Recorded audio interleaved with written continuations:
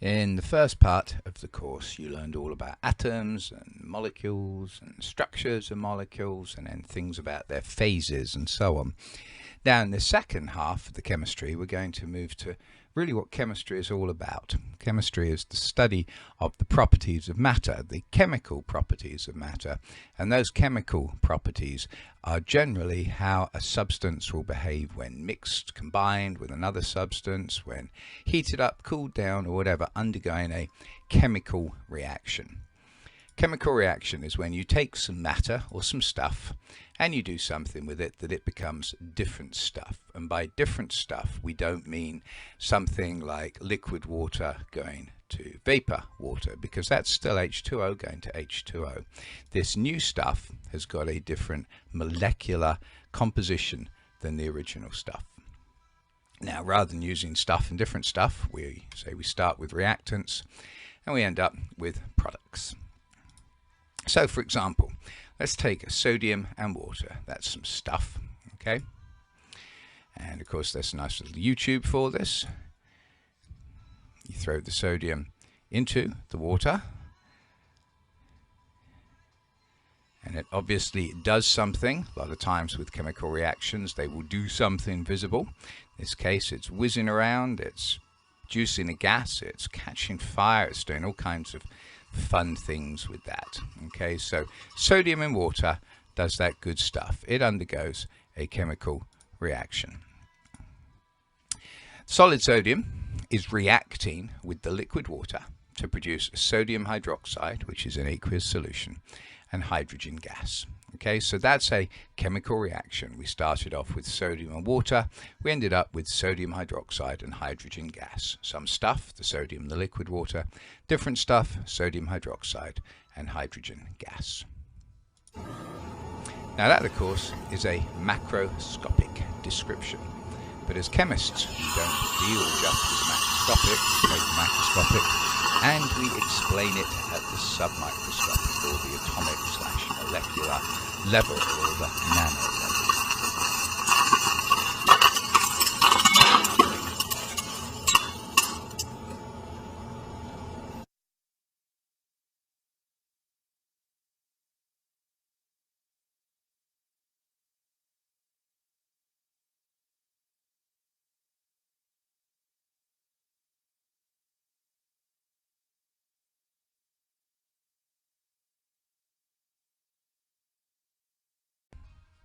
So let's do that.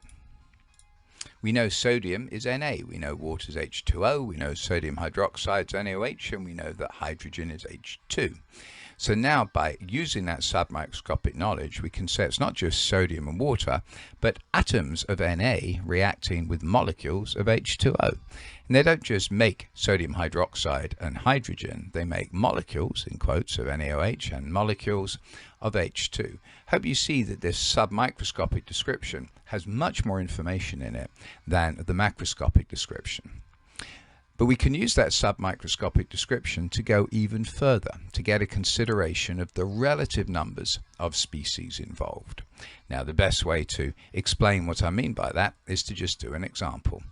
Here's our current submicroscopic description. As we've written it, we're just writing it in terms of sodium atoms, hydrogen atoms, and oxygen atoms. And the way we've written it has one sodium, two hydrogens, and one oxygen atom on the left-hand side, and one sodium, three hydrogen atoms, and one oxygen atom on the right-hand side. Now, the problem with that is, of course, that we are implying that we've created an extra hydrogen atom from nowhere. And, of course, we can't do that, going all the way back to the law of conservation of mass at the start. So what must be modified here is not the identity of the species. We know the identity of the species from the macroscopic description, but their relative numbers. This is implying one sodium, one water, one sodium hydroxide, and one H2. But there's absolutely no reason why that should be the case. So, for example, if we look at our hydrogen atoms, right now we've written two hydrogen atoms on the left-hand side and three on the right-hand side. We need to write more hydrogen atoms on the left-hand side in our description. Well, the only place that hydrogen atoms occur is in water. Each water molecule contains 2 hydrogen atoms.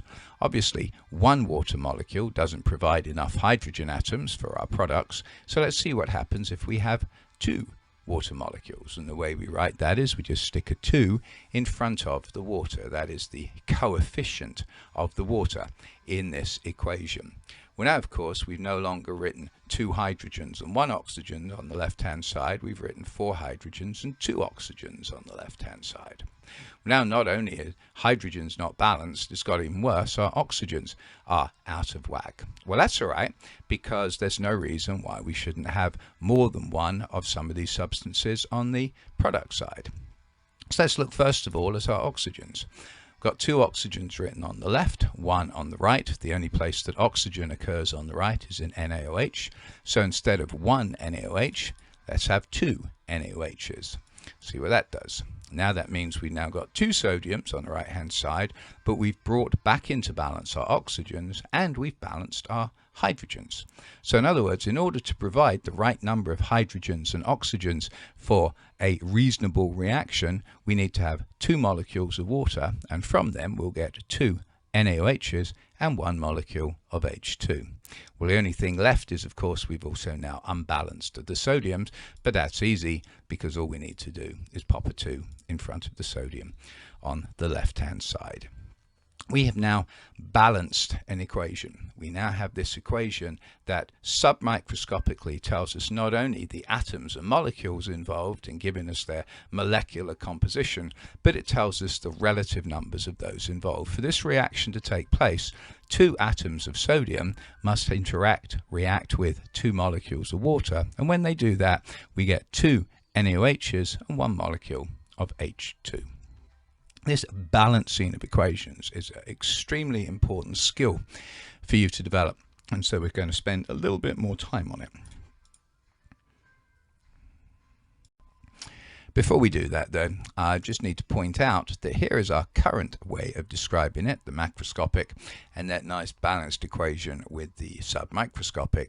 You might notice that there's a little bit of information we've lost in going from the macroscopic to the submicroscopic, and that is the appropriate phases, where we can include that macroscopic detail into the submicroscopic balanced equation just with little symbols. When something is a solid, we put in parentheses S after the substance, so a solid sodium, so Na parentheses S. Water was a liquid, so H2OL. Sodium hydroxide was an aqueous solution, little aq for the aqueous, and hydrogen was a gas, G for the gas. Okay, sometimes you'll see equations like this, sometimes you'll see equations like this.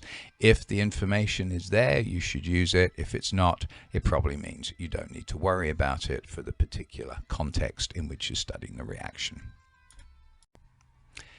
Let's do another example. Propane burns oxygen gas to give water vapor and carbon dioxide gas. This is the macroscopic description. Submicroscopically, C3H8 plus O2 goes to H2O plus CO2. Need to balance that. We have carbon, hydrogen, and oxygen atoms. On the left-hand side, we have 3, 8, and 2 respectively. On the right-hand side, 1, 2, and 3. Now, what you might want to do is pause the video right now and balance it yourself. Okay, we'll assume you either paused and have now unpaused it, or you just went straight ahead, letting me do all the work. Now, unlike our last example, in which only the hydrogens were unbalanced at the start, all of our atoms are unbalanced here. So an important skill to recognize is which atom do you start with. And essentially, you start with the atoms that occur only once on each side. That's in this example, carbon and hydrogen, they only occur in the C3H8 on the left-hand side, carbon only in the CO2 on the right-hand side, hydrogen in the H2O only on the right-hand side. So if I need to adjust the number of carbons, it's easy to know which I've got to do. Number of hydrogens, it's easy to know which I've got to do. Oxygens, on the other hand, if I need to adjust how many are on the right-hand side, I've got my choice of 2 possible molecules. That adds some extra complexity to it. So you should always start with the ones that are obvious to balance and then proceed on past that. So what should we start with? Let's look at the carbons first of all. 3 on the left, 1 on the right. To get to 3 on the right, we have to put a 3 in front of the CO2. So just where we are, We've affected the carbons, which are now balanced. We've affected the oxygens, but we don't care about those yet. Now let's look at the hydrogens. 8 on the left, 2 on the right. How do we turn 2 into 8? We multiply it by 4. The only place that hydrogen occurs on the right is water, so we'll multiply the number of waters by 4.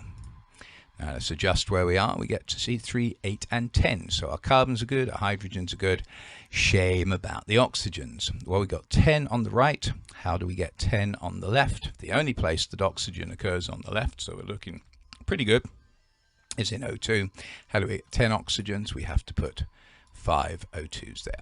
So nicely balanced, C3H8 plus 5 O2 goes to 4H2O plus 3 CO2. Going to give you lots of possible practice questions to balance on this in the Blackboard homeworks and the workshops. It is something, a skill that you need to develop very, very deeply and very quickly if you haven't already got it. Let's look more closely at that equation we just balanced. What that's telling us is that if we have one molecule of propane, C3H8, that will react with 5 molecules of O2 to give us 4 molecules of H2O and 3 molecules of CO2. Okay, now those numbers are really just relative numbers. So in other words, if I was to take 3 molecules of C3H8, well, if I multiplied this by 3, I'll multiply that by 3. So that would need 15 molecules of O2. And if I multiplied those by 3, I have to multiply this by 3. So that would give me 12 molecules of H2O and 9 molecules of CO2. 10 molecules of C3H8. Well, we multiplied this by 10, so we'll multiply that by 10 to get 50, multiply that by 10 to get 40, and multiply this by 10 to get 30. Okay, so this gives us the relative amounts for any number of molecules of propane, oxygen, water, and carbon dioxide. Now, I suspect, because I led you into it, that the way that you were thinking about this was you were just multiplying in that vertical sense. You said, well, if this was multiplied by 3, this will be multiplied by 3. And that's certainly one way to think about it. But the more general way to realize it is that whatever this is, the oxygen, is 5 times it.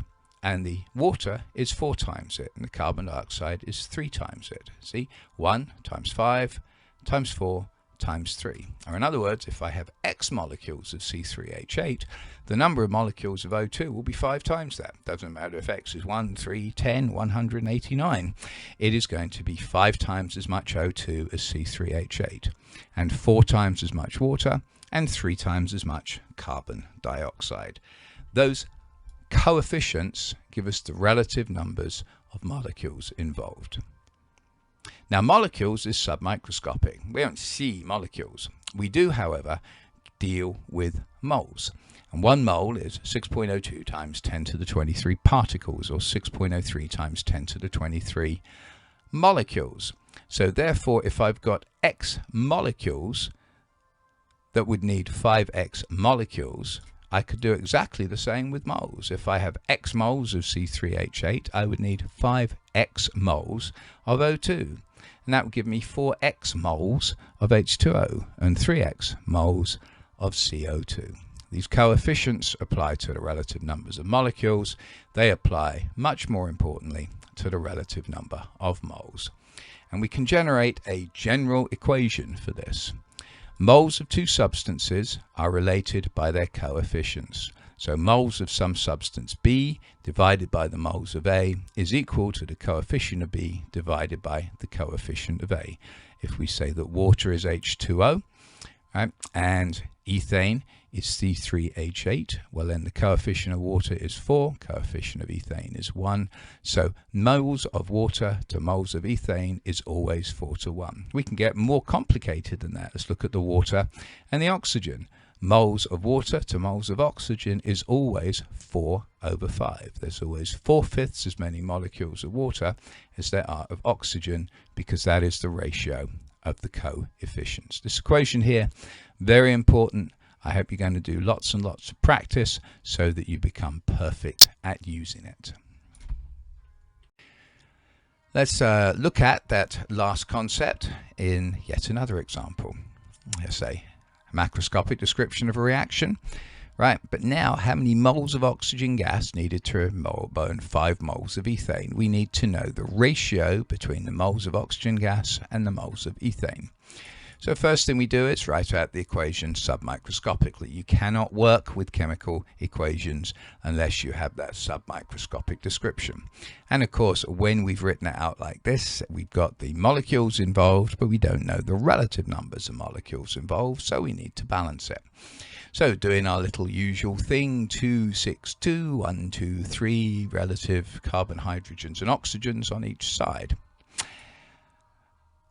I hope you would see that to get the carbons, we just got to multiply the right-hand side of CO2 by 2, because that's the only place carbon appears. For the hydrogens, there were 6 and 2, multiply the only place hydrogen appears by 3 to get it up to 6. And now we look at the oxygens. We've got 7 oxygens on the right-hand side compared to 2 on the left-hand side. There's no obvious way other than using fractions in which to turn 2 into 7. Okay, so what we do is we say, well, because we'd end up with halves if we did it, let's just multiply everything by 2. So we do that. We'll put 6 there and 4 there, which now gives us 4, 12 and 14. Working backwards, we had 4 carbons, so now we want 4 carbons here. Got to multiply the C2H6 by 2. That also takes care of the hydrogens, because now we have 12 hydrogens in that C2H6. And now we can easily see how to turn 2 into 14. Just multiply the O2 by 7. So a slightly more complex equation for the balancing. Hopefully you'll follow that through. Now we can go ahead and we can answer the actual question. Moles of B over moles of A, coefficient of B is coefficient of A. In other words, whatever the ratio of the coefficients are between two substances, that is the ratio of the moles. Popping things in, moles of O2, I'm going to make that the B because that's on top, because that's what I want to find out, over moles of A. The A is now the ethane, the C2H6. And the moles of O2 over the moles of C2H6 is the coefficient of O2 over the coefficient of C2H6. Pop in what we know. C2H6 moles was 5, coefficient of O2 was 7, coefficient of C2H6 was 2. Multiply it through, and we find that we need 17.5 moles of oxygen to react with to burn 5 moles of ethane. Hopefully it's made sense. Obviously, lots of examples in class. See you there.